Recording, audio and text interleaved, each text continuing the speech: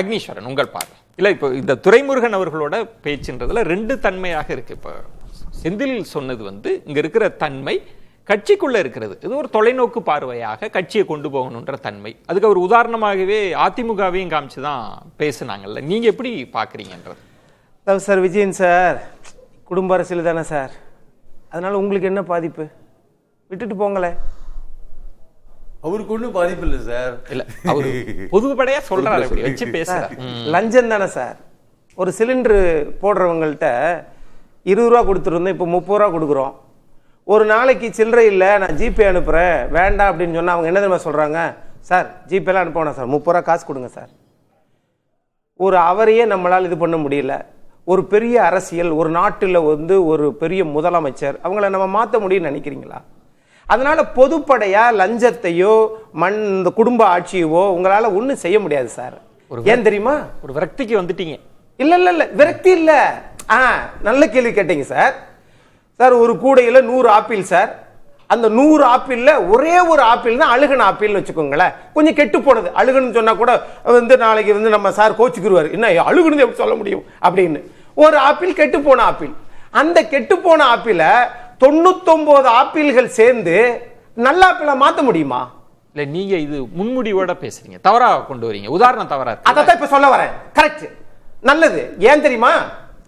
நீங்க ஆட்சிக்கு வர்றதுக்கு முன்னாடி 2019 திரு வெள்ளக்கோயில் சுவாமிநாதன் அவர்கள் தான் இளைஞரணி செயலாளராக இருந்தார்.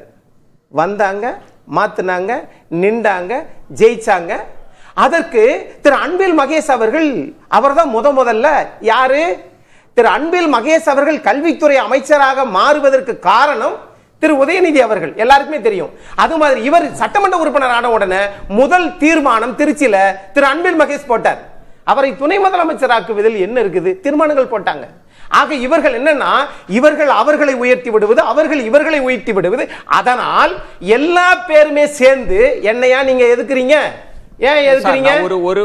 திரு டி.ஆர். பாலு அவர்கள், அவருடைய பையன் அமைச்சர் பொன்முடி நாடாளுமன்ற உறுப்பினர், ஒரே ஒரு கேள்வி. அண்ணன் நேரு அவர்கள் நாடாளுமன்ற உறுப்பினர். நீங்க எங்களை கேப்பீங்க? இல்ல, ஒரே கேள்வி. இதைத்தான் நான் சொன்னேன் நான் ஆரம்பத்துல. அதை நீங்க கோச்சு இல்ல இல்ல, நான் கோவிக்கலாம் இல்ல அக்னீஸ்வரன். ஒரே ஒரு கேள்விதான். இப்போ ஒவ்வொரு கட்சியும் தனக்கேற்ற மாதிரி செயல்பாடுகள் உத்திய வகுக்குது. இப்ப திரு எடப்பாடி பழனிசாமி அவர்கள், எம்ஜிஆர் என்ன சொன்னார்? எல்லா தொண்டர்களாலும் தேர்ந்தெடுக்கப்படணும். ஆனா திரு எடப்பாடி பழனிசாமி அவர்கள் வந்த பிறகு என்ன பண்றாருன்னா, 10 மாவட்ட செயலாளர்கள் வழிமொழியணும், 10 மாவட்ட செயலாளர்கள் முன்மொழியணும்னு ஒரு உத்திய வகுக்கிறாங்கல்ல. அது அந்த கட்சி தன் கட்சியை தகவமைப்பதற்காக அப்படி உத்தியா இருக்கக்கூடாது. இப்ப உதயநிதி ஸ்டாலினுக்கு முன்பு இளைஞரணியில யார் இருந்தா அதன் செயல்பாடு என்ன? அவர் வந்த பிறகு இளைஞரணி எப்படி செயல்பட்டுச்சு? அதை தான் செந்தில் சொல்றார். அதை மதிப்பிடுங்க. அவரோட செயல்பாடுகள் மீது விமர்சனத்தை வச்சு பேசுங்க, வெறும் வாரிசுன்னு வச்சு பேசாதீங்கன்னு சொன்னாரே. அது சார் எப்படி இதுக்கு கொண்டு போய் அதிமுகவில் அந்த விதி திருத்தத்தை கொண்டு போனீங்க பாருங்க, அந்த மாதிரி இங்கேயும் விதியை திருத்திருங்கன்ற. இங்கு கலைஞர் அவர்களுடைய வாரிசுகளுக்கு மட்டுமே கட்சியின் தலைவராகவும் நாட்டின் முதலமைச்சராகவும் துணை முதலமைச்சராகவும் இருப்போன்னு மாத்திருங்கிறேன். உங்களை யாரு கேட்க முடியும்? கட்சி விதியே இதுதான்ப்பா, என்னையா கேள்வி கேட்கிற?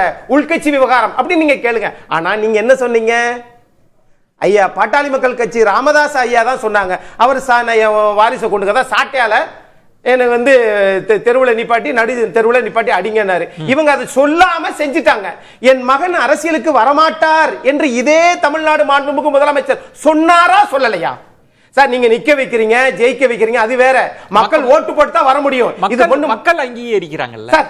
மக்கள், நான் அதை தான் கேட்கிறேன். நீங்க அந்த போற போக்குலயே நீங்க இன்ப நிதியை மக்களை நிக்க வச்சு ஜெயிக்க வச்சிருங்கிறேன்.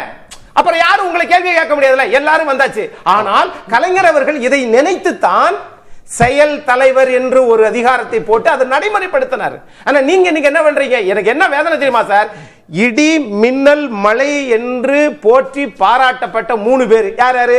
ஐயா காவண்ணா சுப்பு, ரகுமான் கான், அதன் கடைசியா வந்து துரைமுருகன் ஐயா அவர்கள். ஆனா இவங்க அவங்க பையனை வந்து நாடாளுமன்ற உறுப்பினர் ஆக்கிட்டு அவங்க பேரனையும் அடுத்து சட்டமன்ற உறுப்பினர் ஆக்குவாங்க.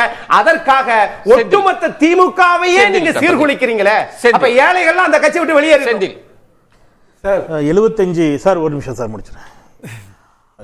100 ஆப்பிள்ல ஒரு ஆப்பிள் அழுகிய ஆப்பிள்னு சொல்லிட்டு அழுகிய ஆப்பிள் என்று சொன்னால் நான் கோவித்துக் கொள்வேன்.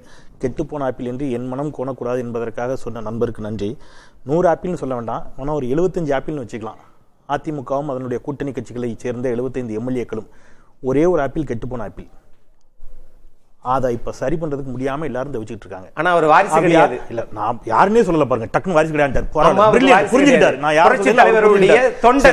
யாருன்னே சொல்லலையே, நீங்க புரிஞ்சுக்கிட்டீங்க, நன்றி. இல்ல புரிதல் தான் எப்படி வருவீங்க குறிக்கிடல. நான் நீங்க பேசும்போது நான் குறிக்கிடல, கடுமையான குற்றச்சாட்டுகளை வச்சீங்க.